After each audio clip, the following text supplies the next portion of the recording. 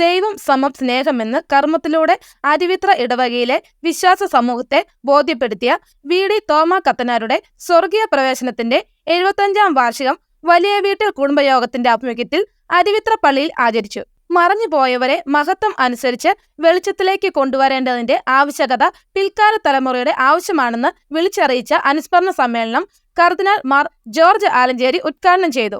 വലിയ വീട്ടിൽ കുടുംബയോഗം പ്രസിഡന്റ് ശ്രീ ജോഷി വള്ളിക്കാപ്പിൽ അധ്യക്ഷത വഹിച്ച യോഗത്തിൽ അരുവിത്ര പള്ളി വികാരി reverend father Sebastian Vettukallil, VD. Thoma Kathanar അനുസ്മരണ പ്രഭാഷണവും ശ്രീ ചാക്കോ സി പൊരിയത്ത് തോമാ കത്തനാരുടെ പുസ്തകങ്ങളെക്കുറിച്ച് അവലോകനവും നടത്തി. വലിയ വീട്ടിൽ കുടുംബയോഗം സെക്രട്ടറി ശ്രീ ബിനോയ് സെബാസ്റ്റ്യൻ സ്വാഗതവും രക്ഷാധികാരി ശ്രീ പി.വി. ജോസഫ് കുറുപ്പന്താനം ആശംസയും അർപ്പിച്ചു. അരുവിത്രയിലെ വിവിധ കുടുംബയോഗ ഭാരവാഹികളായ advocate Sebastian Plathottam, Unnikkunju George Vellukkunnel, doctor Reji Varghese Mekkadan തുടങ്ങിയവർ സംസാരിക്കുകയും വലിയ വീട്ടിൽ charitable trust chairman Saji Purappanthanam യോഗത്തിന് കൃതജ്ഞത അർപ്പിക്കുകയും ചെയ്തു. വി.ഡി. തോമാ കത്തനാരുടെയും അരുവിത്രയെയും അന്ന് അവിടെ ഉണ്ടായിരുന്ന ജീവിത സാഹചര്യങ്ങളെയും കുറിച്ച് എഴുതിയ അരുവിത്ര ഇതിഹാസം കത്തോലിക്ക പണ്ഡിതന്മാരുടെ പ്രബന്ധങ്ങളിൽ നിന്നും സംശേഷിച്ച് നസ്രാണി ദീപിക, മലയാള മനോരമ എന്നീ ദിനപത്രങ്ങളിൽ പ്രസിദ്ധീകരിച്ച ദിവ്യ സാഹിത്യ പ്രവേശനം, സംസ്കൃതത്തിലുള്ള 400-ൽ പരം കാവ്യരത്നങ്ങളെ തെരഞ്ഞുപിടിച്ച് ഗ്രഹിക്കാവുന്ന വിധത്തിൽ വ്യാഖ്യാനിച്ചിരിക്കുന്ന മണിമാളിക എന്നീ പുതിയ ലിപിയിൽ പ്രസിദ്ധീകരിച്ച പുസ്തകങ്ങളുടെ പ്രകാശനവും നടത്തപ്പെട്ടു. അരുവിത്ര വാഴപ്പറമ്പിൽ ദേവസ്യയുടെയും അച്ചാമ്മയുടെയും 9 മക്കളിൽ മൂത്ത പുത്രനായി 1869 മാർച്ച് 18 ജനിച്ച വി.ഡി. തോമ 1890 ജനുവരി 5 ദേശപട്ടം സ്വീകരിച്ച് 1892 മുതൽ 1928 വരെ അരുവിത്ര പള്ളിയിൽ സഹവികാരിയായി സേവനം ചെയ്തു. പ്രാർത്ഥനയുടെ കരുത്തിൽ അരുവിത്ര ഇടവകയിൽ നീണ്ട 59 വർഷം വൈദിക സേവനം നടത്തിയ വി.ഡി. തോമാ കത്തനാർ 1949 സെപ്റ്റംബർ 2 ദിവംഗതനായി.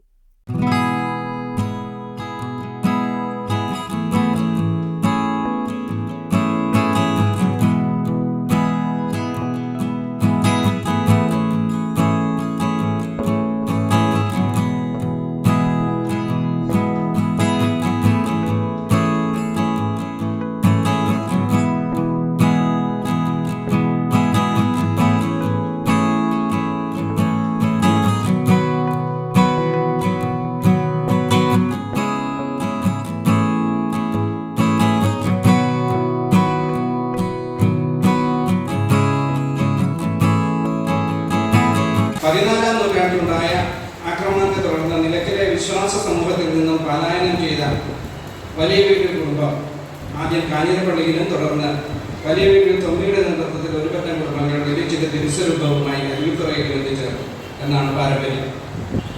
അരുവിത്തുറയിൽ അന്നുണ്ടായിരുന്ന നിസ്രാണി സമൂഹം ഇരുകയും നീട്ടി അവരെ സ്വാഗതം ചെയ്തു. പള്ളിയുടെ പടിഞ്ഞാറ് ഭാഗത്തായി അവർ അങ്ങാടി സ്ഥാപിച്ച് കഴിയുകയും തുടർന്ന് കുഞ്ഞാറിലെ വിവിധ ഭാഗങ്ങളിലേക്ക് കുടിയേറുകയുമായിരുന്നു.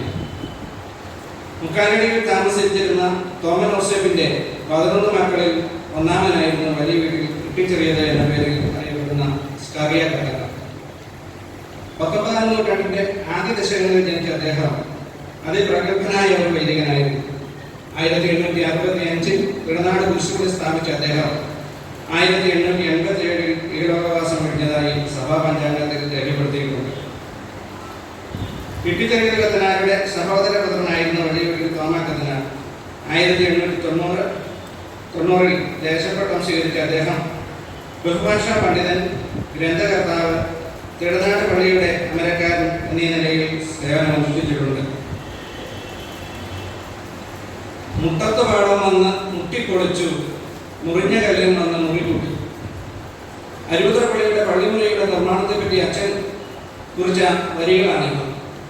വാഴപ്പറമ്പിൽ അച്ഛനെ കുറിച്ച് അറിയാൻ നമ്മുടെ നാട്ടിലെ പ്രായം ചെന്ന കുട്ടിപ്പാറ സ്കറിയാചേട്ടനെ സമീപിച്ചപ്പോൾ അദ്ദേഹം ഓർമ്മയിൽ നിന്ന് പാടിയ ഈ ശകലങ്ങൾ അച്ഛൻ്റെ സാഹിത്യകാരൻ എത്രത്തോളം ജനഹൃദയങ്ങൾ ഇടം നേടിയിരുന്നു എന്ന് പറയാതെ പറയുന്നുണ്ട്. ഭാഷാഗദ്യകാരൻ, വാസനാകവി എന്നീ നിലകളിൽ ഭാഷാ സാഹിത്യത്തിൽ പ്രസിദ്ധി നേടിയിരുന്ന വി.ഡി. തോമാ കത്തനാർ വേദവിദ്തു എന്ന പേരിൽ നസ്രാണി ദീപികയിൽ രചനകൾ പ്രസിദ്ധീകരിച്ചിരുന്നു. സർ സി.പി.യുടെ വിവാദമായ വിദ്യാഭ്യാസ നയങ്ങളെ ചോദ്യം ചെയ്തുകൊണ്ട് യോഗങ്ങൾ വിളിച്ചു ചേർക്കാനും മെമ്മോറാണ്ടം തയ്യാറാക്കി ഗവൺമെന്റ് അയച്ചു കൊടുക്കുവാനും അച്ഛൻ മുന്നിട്ടിറങ്ങി. അത് അദ്ദേഹത്തിൻ്റെ സ്വർഗീയ പ്രവേശത്തിൻ്റെ 75-ാം വാർഷിക അനുസ്മരണമാണ് ഇന്ന് ഈ വേദിയിൽ നടക്കുന്നത്. വലിയ വീട്ടിൽ കുടുംബയോഗത്തിൻ്റെ കഴിഞ്ഞ വർഷത്തെ വാർഷിക പൊതുയോഗത്തിലെ പ്രധാന അജണ്ടയായിരുന്നു വലിയ വീട്ടിൽ ഇട്ടിച്ചെറിയ കത്തനാരുടെയും വി ഡി തോമ കത്തനാരുടെയും സ്വർഗീയ പ്രവേശനത്തിൻ്റെ ഓർമ്മ ആചരിക്കുക എന്നുള്ളതാണ്. ഇതിൻ്റെ ആദ്യഘട്ടം എന്ന നിലയിൽ തോമ കത്തനാരുടെ 3 പുസ്തകങ്ങൾ പുതിയ ലിപിയിൽ പ്രസിദ്ധീകരിക്കുക എന്നുള്ളതായിരുന്നു. ചരിത്ര ഇതിഹാസം, ദിവ്യ സാഹിത്യ പ്രവേശം, മണിമാളിക എന്നീ പുസ്തകങ്ങളാണ് ഇന്നിവിടെ പ്രകാശനം ചെയ്യപ്പെടുന്നത്. അത് ഇന്നത്തെ ദിവസം 600 രൂപ വിലയ്ക്ക് നമുക്ക് ഇവിടെ ലഭ്യമാണ്. അടുത്ത ഘട്ടം അനുസ്മരണ സമ്മേളനം സംഘടിപ്പിക്കുക എന്നുള്ളതായിരുന്നു.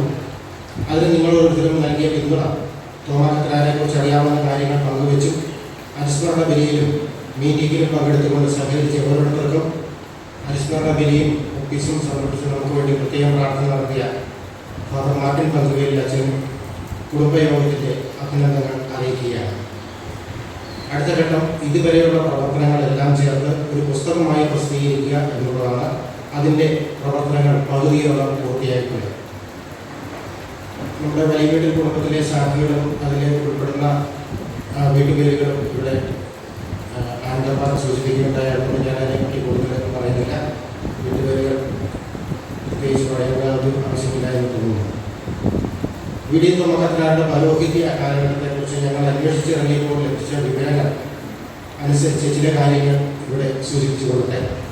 വളരെ ചെറിയ ഒരു മനുഷ്യൻ, എന്നാൽ ഒരുപാട് ഐതിഹ്യങ്ങൾ പോലെ കഥകൾ നിറഞ്ഞു നിൽക്കുന്ന ഒരു മനുഷ്യനായിട്ടാണ് തൻ്റെ ജീവിത കാലഘട്ടത്തിലും അതിനുശേഷവും തോമ കത്തനാർ നിറഞ്ഞു നിൽക്കുന്നത്. അദ്ദേഹം താമസിച്ചിരുന്ന പള്ളിമുറിയെ ഡൗനെസ്റ്റ് എന്ന് വിശേഷിപ്പിച്ചിരുന്ന വീണം വേട്ടനെയും നാട്ടുകാരെയും വേണ്ടി തുടിപ്പാറ കറിയാസാറ് സൂചിപ്പിക്കുകയുണ്ടായി. ചരിത്രങ്ങൾ ഇതിനെപ്പറ്റി പറയുന്നത് അവരുടെ സാധാരണത്വം എടുത്തു കാണിച്ചുകൊണ്ടാണ്. എങ്ങനെയാണ് ഒരു മനുഷ്യന് സാധാരണക്കാരനായിരിക്കുക എന്നുള്ളത് അത്ര ചെറിയ കാര്യമല്ല. വേറിട്ടൊരു വഴികളിലൂടെ വ്യത്യസ്തമായ ചില ചുവടുകളിലൂടെ പൗരോഹിത്യത്തെ കൊണ്ടു നടക്കാമെന്ന് അദ്ദേഹം പഠിപ്പിക്കുക മാത്രമല്ല, നിരന്തരം അതിലേക്ക് പ്രചോദിപ്പിക്കുകയും ചെയ്തു. ഭഗവത്ഗീതയിൽ പറയുന്നത് സ്ഥിതപ്രജ്ഞനാവുക എന്ന്. ജീവിതത്തിൻ്റെ ഏതവസ്ഥയിലും ഒരു മുക്തമാനസം സൂക്ഷിക്കാനുള്ള അറിവുണ്ടാവുക എന്നതാണ് ഇതിനെപ്പറ്റി പറയുന്നത്. ഇത് ആധ്യാത്മികതയുടെ ഒരു നിറമാണ്. പുസ്തകം വായിക്കുമ്പോൾ പേജുകൾ മാത്രമേ മറിയുന്നുള്ളൂ, വായിക്കുന്നവർ മറിയുന്നില്ല. ജീവിതം ഒരു പുസ്തകമാണ്. ഓരോ ദിവസവും അതിലെ താളുകൾ. ചില ദിവസങ്ങൾ നമുക്ക് അനുകൂലമല്ലാത്ത ദിവസങ്ങളാകാം. അപ്പോൾ നാം നിരാശപ്പെടുന്നുണ്ടെങ്കിൽ നാം അറിഞ്ഞു. ചില ദിവസങ്ങൾ അനുകൂലമായ സാഹചര്യങ്ങളുണ്ടായാൽ നമ്മൾ അഹങ്കരിക്കുന്നു എങ്കിലും നാം അറിഞ്ഞു. സുഖം വന്നാലും ദുഃഖം വന്നാലും ഹർഷം വന്നാലും വിഷാദം വന്നാലും ഭേദങ്ങളില്ലാതെ സ്ഥിതമാനസരായി നിലകൊള്ളാൻ ശേഷിയുള്ളവരാണ് സ്ഥിതപ്രജ്ഞ. ഈ സഭയുടേതായ പാരമ്പര്യം കാത്തു സൂക്ഷിക്കുന്ന ഒരു ജനസമൂഹത്തെയാണ് നമ്മൾ കാണുന്നത്. ഈ പാലായിലായാലും ചങ്ങനാശ്ശേരിയിലായാലും അതുപോലെ തന്നെ ഈ തെക്കൻ പ്രദേശത്തുള്ള എല്ലാ രൂപതകളിലും നമുക്ക് തോമാശ്ലീഹ സ്ഥാപിച്ച ഏഴര പള്ളികളിലെ തെക്ക് നിന്നുള്ള പാരമ്പര്യങ്ങളും വടക്ക് നിന്നുള്ള പാരമ്പര്യങ്ങളും ഇഴുകി ചേർന്നിട്ടുണ്ട്. നിങ്ങൾക്കറിയാവുന്നതുപോലെ കുറവലങ്ങാട് പ്രദേശത്തേക്ക് പാലയൂരിൽ നിന്നാണ് 4 കുടുംബങ്ങൾ കടന്നു വന്നത്. പള്ളി, കാളികാവ്, ശങ്കരപുരി, പകലമറ്റം. അപ്പോൾ ആ കുടുംബങ്ങൾ പിന്നീടും ശാഖകളായിട്ട് പിരിഞ്ഞ് വലിയൊരു സമൂഹമായി ഈ പാലാരൂപതയുടെ പ്രദേശത്തും ചങ്ങനാശ്ശേരിയുടെ വടക്കൻ പ്രദേശങ്ങളിലുമായിട്ട് നിലകൊള്ളും.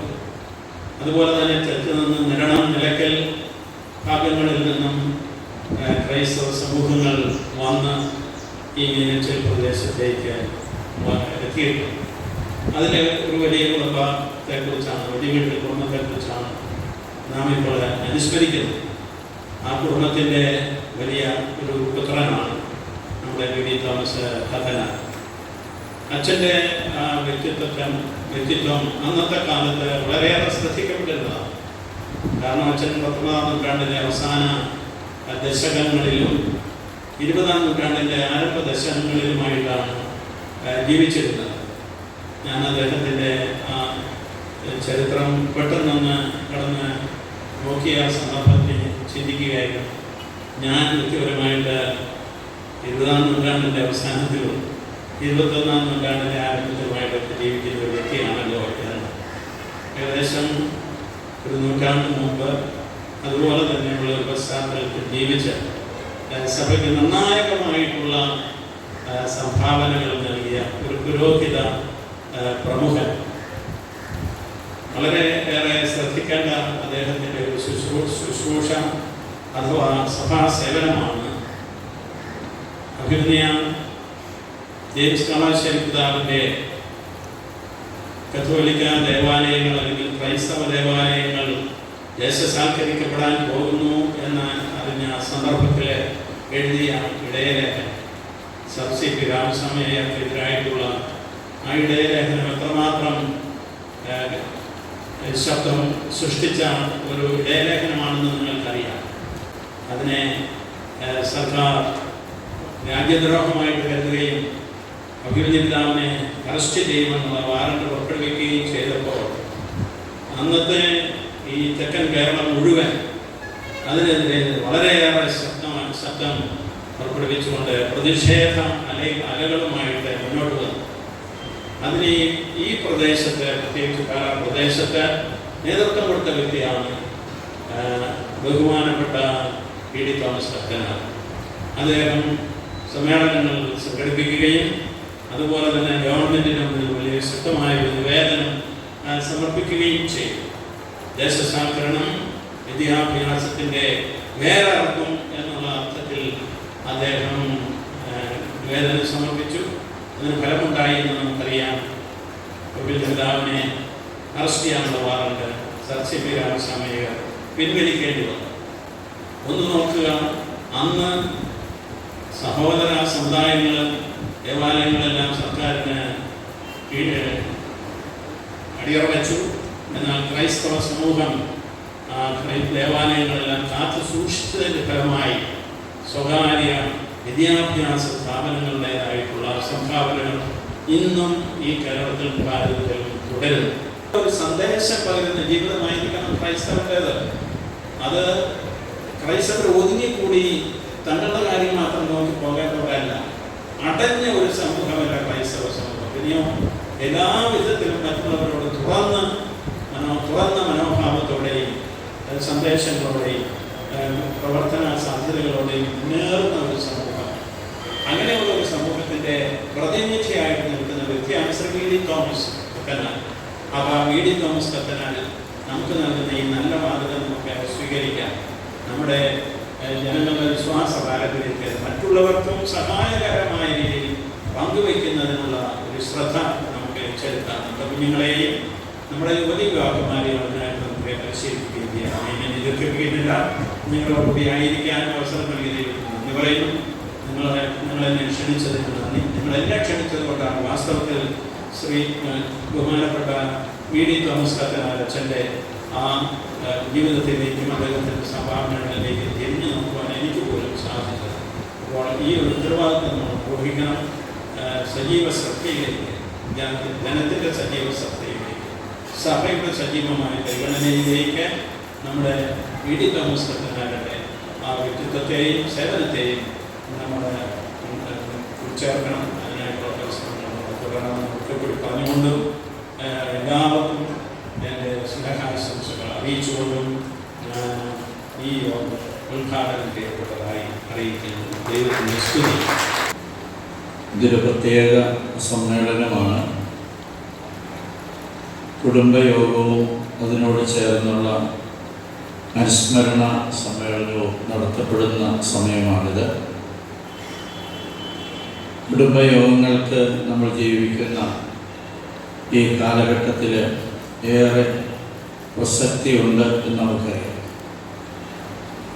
കുടുംബ ബന്ധങ്ങൾ അന്യം നിന്ന് പോകുമ്പോൾ ഒരേ കുടുംബത്തിൻ്റെ ശാഖകളിലുള്ളവരെ പരസ്പരം അറിയാൻ പറ്റാത്ത ഒരു സ്ഥിതിവിശേഷം സംജാതമാകുന്ന ഈ കാലഘട്ടത്തിൽ കുടുംബയോഗങ്ങളിലൂടെ പരസ്പരം അറിയുവാനും മനസ്സിലാക്കാനുമുള്ള ഒരു വേദി നമുക്കെല്ലാവർക്കും ലഭിക്കുന്നു എന്നത് വലിയ സന്തോഷകരമായ കാര്യമാണ്. നമ്മുടെ ഈ കുടുംബ യോഗം എല്ലാ വർഷവും വളരെ നന്നായി തന്നെ അത് തുടരുന്നത് നല്ലതാണ്. കാരണം ഇതിലൂടെ പല കുടുംബങ്ങളെയും കുടുംബ ബന്ധങ്ങളെയും അറിയാൻ നമുക്ക് കഴിയുന്നു എന്നത് വലിയ കാര്യമാണ്. ഇതിനോട് ചേർന്നാണ് നമ്മളിന്ന് വലിയ വീട്ടിൽ കുടുംബാംഗമായ പി.ഡി. തോമാ കത്തനാരുടെ അനുസ്മരണ 75-ാം വർഷ അനുസ്മരണ കൊണ്ടാടുകയാണ്, നടത്തപ്പെടുകയാണ്. ഞാൻ ഈ ദിവസങ്ങളിൽ എനിക്ക് ലഭിച്ച പ്രധാനം ചില ഭാഗങ്ങൾ പി.ഡി. തോമാ കത്തനാരെ കുറിച്ചും അതുപോലെ അരുവിത്രയിലേക്ക് നിലയ്ക്കൽ നിന്ന് കുടിയേറി പാർത്ത വലിയ വീട്ടിൽ തൊമ്മിപ്പിള്ള എന്ന അദ്ദേഹത്തിനെ കുറിച്ചൊക്കെ കുറേ വായിച്ച് മനസ്സിലാക്കാനായിട്ട് സാധിച്ചു.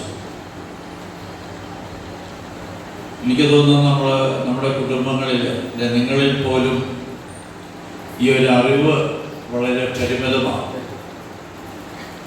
കാരണം നമ്മളിങ്ങനെയൊരു അനുസ്മരണ സമ്മേളനമോ നമ്മുടെ കുടുംബത്തിൻ്റെ പശ്ചാത്തലമോ പാരമ്പര്യമോ ഒന്നും ഒരുപക്ഷെ നമുക്ക് വേണ്ട വിധം മനസ്സിലാക്കാനോ പഠിക്കാനോ സാധിച്ചിട്ടില്ല എന്നാണ് എനിക്ക് തോന്നുന്നത്. ഒരു മഹാവ്യക്തിത്വത്തെക്കുറിച്ച് വളരെ ഭംഗിയായി പലരുടെ വാക്കുകളിലൂടെ നാം കേട്ടു. അദ്ദേഹം ആരായിരുന്നു, വലിയ വീട്ടിൽ പി.ഡി. തോമാ കത്തനാർ ആരായിരുന്നു, എന്തായിരുന്നു എന്നത് ചുരുക്കം വാക്കുകളിലൂടെ നമ്മൾ നന്നായിട്ട് കേട്ട് മനസ്സിലാക്കി കഴിഞ്ഞു. ഇവിടെ ദൈവപൂജയ്ക്ക് ഒപ്പം അക്ഷരാർച്ചനയും നടത്തി എന്നതാണ് വലിയ വീട്ടിൽ പി.ഡി. തോമാ കത്തനാരുടെ സവിശേഷത. പൊതുവെ അക്ഷരങ്ങളുടെ ലോകത്ത് ഏറെ ശ്രദ്ധ കൊടുക്കാത്ത ഒരു സമൂഹമാണ് നമ്മുടേത് എന്ന് സംശയം തോന്നുന്ന ഇന്ന് ഇത്ര വർഷങ്ങൾക്കപ്പുറം വളരെ വിലപ്പെട്ട 3 കൃതികൾ കൈരളിക്ക് സംഭാവന ചെയ്ത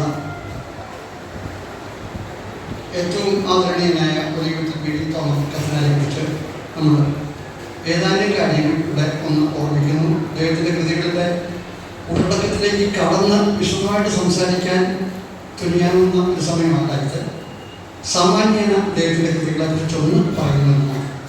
ഇവിടെ ഇപ്പോൾ പ്രകാശിതമായ പുസ്തകങ്ങളില്ല, നമ്മളത് കണ്ടു കഴിയും. മണിമാലിക, ദിവ്യസാഹിത്യ പ്രവേശം, അരുവിത്രേതിഹാസം, അരുവിത്രയല്ല അന്ന് അരുവിത്രയാണ്. ഈ 3 കൃതികളിൽ ഒടുവിലത്തേത് അരുവിത്രപ്പള്ളി, അതിൻ്റെ പഴമയും പാരമ്പര്യവും ഒക്കെ ഉൾപ്പെടുന്നതാണ്. ഈ ആദ്യ കൃതിയായ മണിമാലിക ആദ്യന്തം സംസ്കൃത കൃതിയാണ്. ഇങ്ങനെ ഒരു സംസ്കൃതത്തിൻ്റെ പാരമ്പര്യം ഇദ്ദേഹത്തിനുണ്ടായത് സാക്ഷാൽ വാഗ്ഭട ആചാര്യരുടെ പ്രസിദ്ധമായ ചികിത്സാ ഗ്രന്ഥം അദ്ദേഹത്തിൻ്റെ പിതാവാണ് സംസ്കൃതത്തിൽ നിന്ന് പരിഭാഷപ്പെടുത്തിയത് എന്നൊരു കാര്യമായിട്ട് ബന്ധപ്പെടുത്തി നമ്മൾ ചിന്തിക്കണം. സംസ്കൃത പണ്ഡിതനായ ഒരു മഹാ വ്യക്തിക്ക് മാത്രമേ അഷ്ടാംഗ ഹൃദയം എന്ന വൈദ്യശാസ്ത്ര ഗ്രന്ഥം പരിഭാഷപ്പെടുത്താൻ പറ്റും. അദ്ദേഹത്തിൻ്റെ മകനായിരുന്നു വലിയ വീട്ടിൽ പി.ഡി. തോമാ കത്തനാർ. കത്തനാർ എന്ന വാക്ക് ഇന്ന് നമ്മളത് ഉപയോഗിക്കുന്നു, പൊതുവെ ഉപയോഗിക്കുന്നുണ്ടെങ്കിൽ തന്നെ ഏറെ ആദരസൂചകമായിട്ടല്ലാതെ എനിക്ക് ചെറിയ സംശയമുണ്ട്. പക്ഷെ ഒരു കാലത്ത് ഏറ്റവും ആദരണീയമായി നാം ഉപയോഗിച്ചിരുന്നൊരു പദമാണ് കത്തനാർ എന്നത്. സഭാവിശ്വാസിയും വൈദികരും പൊതുവെ ജനങ്ങളുടെ ആദരണീയമായിരുന്ന തോമാ കത്തനാരുടെ അനുസ്മരണ യോഗമാണ് ഇവിടെ നടക്കുന്നത്. വലിയ വീട്ടിൽ കുടുംബാംഗങ്ങളെ സംബന്ധിച്ചിടത്തോളം ആ സ്മരണകൾ എന്നും നിലനിൽക്കുന്നതാണ്. അനുസ്മരിക്കുകയും അതുപോലുള്ള വ്യക്തിത്വങ്ങളെ കണ്ടെത്തി അവരെ സമൂഹത്തിൽ അവതരിപ്പിച്ച് അറിയപ്പെടാതിരിക്കുന്ന ആളുകൾക്ക് കൂടി അവരെക്കുറിച്ചുള്ള അറിവ് പകർന്നു കൊടുക്കുകയും ചെയ്യേണ്ടത് കുടുംബയോഗം എന്നുള്ളതിനെ നിങ്ങളുടെ കടമയും ബാധ്യതയുമാണെങ്കിലും അത് ഇപ്പോൾ പൂർത്തീകരിച്ചതിനൊക്കെ ഞാൻ ആശംസകൾ നേരുകയാണ്. ആയതിനോടൊപ്പം ഇന്ന് ഈ യോഗത്തിലേക്ക് ഇവിടെ എത്തിച്ചേരാൻ ക്ഷണിച്ച ബഹുമാന്യനായ കർദിനാൾ, അങ്ങനെ സംബന്ധിച്ചിടത്തോളം മുൻനൂറ്റാണ്ടിലെ നമ്മുടെ വിശ്വാസമുള്ള യേശുക്രിസ്തുവിന് തുല്യമായ 75% പീഡനങ്ങൾ അദ്ദേഹം ഏറ്റുകഴിഞ്ഞിട്ടുണ്ട്. അങ്ങനെ തൻ്റെ ജീവിതകാലം മുഴുവൻ ഇതിനുവേണ്ടി പ്രവർത്തിച്ച് പീഡനങ്ങളിലൂടെ മാത്രമേ സ്വർഗത്തിലെത്തിച്ചേരാൻ കഴിയുമെന്ന് നമ്മളെ വിശ്വസിപ്പിക്കുകയും പഠിപ്പിക്കുകയും ചെയ്തിട്ടുള്ള ആ വിശ്വാസത്തിനനുസൃതമായി അതിലൊരാളിൽ എത്തിച്ചേർന്നതിൽ അതിയായ സന്തോഷം. മേക്കാട്ടെ കുടുംബത്തിന്റെ പ്രതിനിധിയായി ഒരു ആശംസ അർപ്പിക്കുന്നതിന് ഈ സമ്മേളനത്തിലേക്ക് എന്നെ ക്ഷണിച്ച വലിയ വീട്ടിൽ കുടുംബാംഗങ്ങളുടെ ഭാരവാഹികൾക്ക് ആദ്യമേ തന്നെ നന്ദി പറയുവാൻ ഈ അവസരം വിനിയോഗിക്കട്ടെ. നമ്മൾക്ക് ഏവർക്കും അറിയാം, അരുവിത്തറ പള്ളി എന്ന് പറയുന്നത് ഏഴരപ്പള്ളി അരപ്പള്ളി എന്ന ചരിത്ര ആദ്യത കാലം മുതൽ നമ്മൾ വിശ്വസിക്കുകയാണ്. മാർത്തോമാ ശ്ലീഹായുടെ പാദസ്പർശത്താൽ പുണ്യഭൂമിയായ അരുവിത്തറ നിലയ്ക്കൽ അല്ലെങ്കിൽ ചായൽ എന്നുള്ള സ്ഥലത്തേക്ക് യാത്രാമധ്യേ അരുവിത്തറയിലൂടെ കടന്നുപോയി എന്നും അരപ്പള്ളി സ്ഥാപിച്ചു എന്നും നമ്മൾ വിശ്വസിക്കുന്നു. മാത്രമല്ല, നമ്മളത് മറ്റുള്ളവരോട് ഉറക്കെ പറയേണ്ടതിന്റെ കൂടി ആവശ്യകതയുണ്ട് എന്ന് ആദ്യം ഓർമ്മപ്പെടുത്തട്ടെ. ആ പള്ളിയുടെ ചരിത്രം അതിനുശേഷം അത് നമ്മൾക്കറിയാം, അതൊരു പള്ളിയായി രൂപീകരിക്കപ്പെട്ടിട്ടില്ല, മറിച്ച് വിശ്വാസികൾ ഒത്തുചേർന്നപ്പോൾ അവിടെ കുരിശ് സ്ഥാപിച്ചുകൊണ്ട് പ്രാർത്ഥിച്ചു എന്ന് നമ്മൾ പറഞ്ഞു കേൾക്കുന്നു. AD 151 അരുവിത്തറ പള്ളി ഉണ്ടായി കഴിഞ്ഞിട്ട് ഏതാണ്ട് 1871 കൊല്ലമായി. ആ 1871 കൊല്ലത്തിനുള്ളിൽ ഏതാണ്ട് 700 കൊല്ലത്തെ ചരിത്രം എന്ന് പറയുന്നത് വലിയ വീട്ടിൽ കുടുംബവുമായ ചരിത്രവുമായി ബന്ധപ്പെട്ടിരിക്കുന്നതാണ്. അവിടെയുള്ള ആക്രമണം, പ്രത്യേകിച്ച് നിലയ്ക്കുള്ള ആക്രമണ കാലത്ത് വെള്ളിച്ചന്റെ രൂപവുമായി തൊമ്മിപ്പിള്ള അരുവിത്തറയിലേക്ക് എത്തുകയും കുഞ്ഞാറ്റി തമ്പുരാനുമായി ബന്ധം സ്ഥാപിച്ച് പള്ളിയുടെ തൊട്ടടുത്ത് തന്നെ വീട് സ്ഥാപിച്ച് അവിടെ അരുവിത്തറ പള്ളിയിൽ വെള്ളിച്ചന്റെ രൂപം പ്രതിഷ്ഠിക്കുകയും ചെയ്തപ്പോൾ അതിനുശേഷം അരുവിത്തറ പള്ളിയുടെ അർത്ഥമറിയത്തിന്റെ പേര് മാറ്റിക്കൊണ്ട് വെള്ളിച്ചന്റെ നാമധേയത്തിൽ ഈ ദേവാലയം അറിയപ്പെടാൻ തുടങ്ങിയെന്നുള്ളതറിയാം. ഏതാണ്ട് 15ഓളം ശാഖകളായി വളർന്നു പന്തലിച്ച ഈ വലിയ വീട്ടിൽ കുടുംബം എന്ന് പറയുന്നത് ഞങ്ങളെ പോലെ മാറി നിൽക്കുന്നവർക്ക് വലിയ അത്ഭുതത്തോടെ മാത്രമേ കാണാൻ സാധ്യമാകും. സമയം കുറവുണ്ടെങ്കിൽ പോലും പെട്ടെന്ന് പറഞ്ഞ് ഞാൻ അവസാനിപ്പിച്ചുകൊള്ളാം. ഒന്ന്, വലിയ വീട്ടിൽ കുടുംബത്തിന്റെ അപാരമായ ധൈര്യത്തെ കുറിച്ച് എന്റെ പിതാവ് ഒക്കെ പറഞ്ഞു കേട്ടിട്ടുണ്ട്. പ്രത്യേകിച്ച് കുന്നേപ്പറമ്പിൽ ബേബിച്ചേട്ടനൊക്കെ അദ്ദേഹത്തിനെതിരെ എന്താണ് ഈ പറയുന്ന സാഹിബന്മാർ അതിശക്തമായ വാക്കുകളിലൂടെ പ്രവർത്തിച്ചപ്പോൾ തോക്കെടുത്ത് നേരെ നിന്ന് സംസാരിച്ചു എന്നൊക്കെയുള്ള ഐതിഹ്യങ്ങൾ പറഞ്ഞു കേട്ടിട്ടുണ്ട്. അത് മാത്രമാണ്, ഇന്ന് ഇന്ത്യയിലെ തന്നെ ആദ്യത്തെ വനിതാ പൈലറ്റ് ഏതാണ്ട് 15,000 മണിക്കൂർ വിമാനം ഓടിച്ച ബിന്ദു സെബാസ്റ്റ്യൻ, വൈബോധന ബിന്ദു സെബാസ്റ്റ്യൻ ഈ കുടുംബത്തിലെ അംഗമാണ് എന്ന് പറയുന്നത് വളരെ അഭിമാനത്തോടെ നമുക്ക് കാണാൻ സാധ്യമാകും. ഈ നാടിനെ നിവർന്നു നിൽക്കാൻ പഠിപ്പിച്ചത്, ഞാനൊക്കെ നിവർന്നിരുന്നുണ്ടെങ്കിൽ അതിന് കാരണം വീടൻ കുഞ്ഞാടനാണ്. ആണത്വം എന്താണ്, പുരുഷത്വം എന്താണ് എന്ന് ഞങ്ങൾക്ക് പറഞ്ഞു തന്നത് വീടൻ കുഞ്ഞാടനാണ്.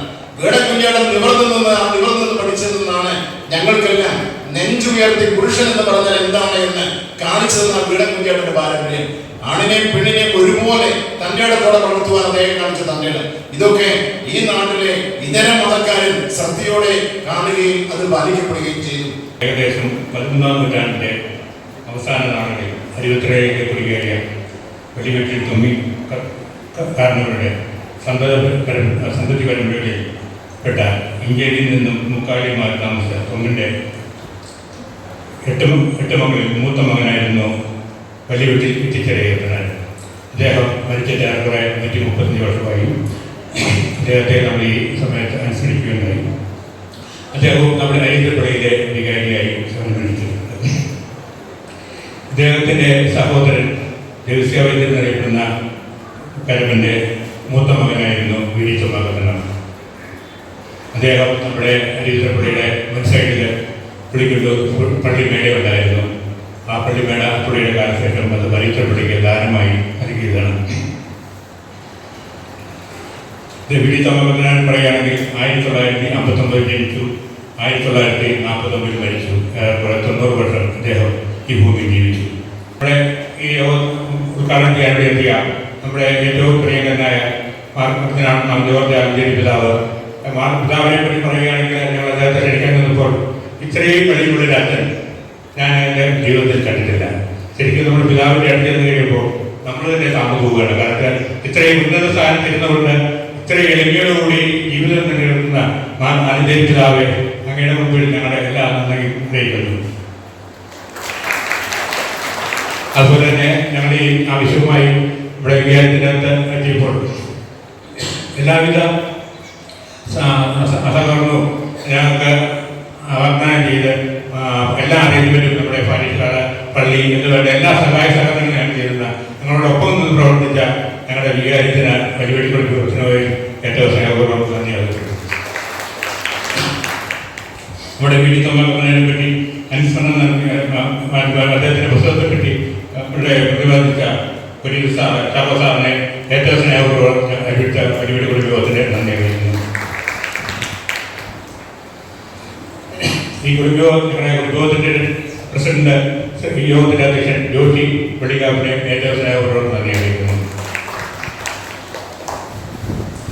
ഞങ്ങളുടെ രക്ഷാധികാരി എന്തോ അത്യാവശ്യം കാര്യത്തിനായി പുറത്തേക്ക് പോകാൻ അദ്ദേഹത്തിന് സ്നേഹപൂർവ്വം നന്ദി അറിയിക്കുന്നു. ഇവിടെ ഇവിടെ അരിത്രയിലെ എല്ലാ കുടുംബങ്ങളെയും ഞങ്ങൾക്ക് സ്റ്റേജിലേക്ക് ക്ഷണിച്ച് ആശംസാ പ്രസംഗത്തിനായിട്ട് ക്ഷണിക്കണമെന്നുള്ള ആഗ്രഹമുണ്ടായിരുന്നു. പക്ഷേ സമയപരിധികൾ കൊണ്ട് ഞങ്ങൾ അതിൽ 2-3 കുടുംബങ്ങളെയാണ് ക്ഷണിച്ചിരിക്കുന്നത്. അതിൽ ഞങ്ങളെ ക്ഷണിക്കപ്പെട്ടിരിക്കുന്ന ഞങ്ങളുടെ ബ്രാഹ്മണ കുടുംബത്തിൻ്റെ പ്രതിനിധിയായിട്ടിരിക്കുന്ന അഡ്വക്കേറ്റ് സുഭാഷ് ജോസാറ്, വെള്ളുകുന്ന കുടുംബത്തിൻ്റെ പ്രതിനിധിയായിട്ടിരിക്കുന്ന ഉണ്ണീക്കുഞ്ഞ് ജോർജ്, മേക്കാട് കുടുംബത്തിൻ്റെ പ്രതിനിധിയായിട്ടിരിക്കുന്ന ഡോക്ടർ കുഞ്ഞി വർഗീസ് എന്നിവർക്ക് ഞങ്ങളുടെ വലിയ കുടുംബത്തിൻ്റെ സ്നേഹം നിറഞ്ഞ നന്ദി അറിയിക്കുന്നു. അതുപോലെ തന്നെ ഞങ്ങളുടെ കുടുംബത്തിൻ്റെ സെക്രട്ടറി, കുടുംബ ട്രസ്റ്റിൻ്റെ സെക്രട്ടറി സാബു എന്നിവർക്കും ഞങ്ങളെ വളരെ സ്നേഹപൂർവ്വം നന്ദി അറിയിക്കുന്നു.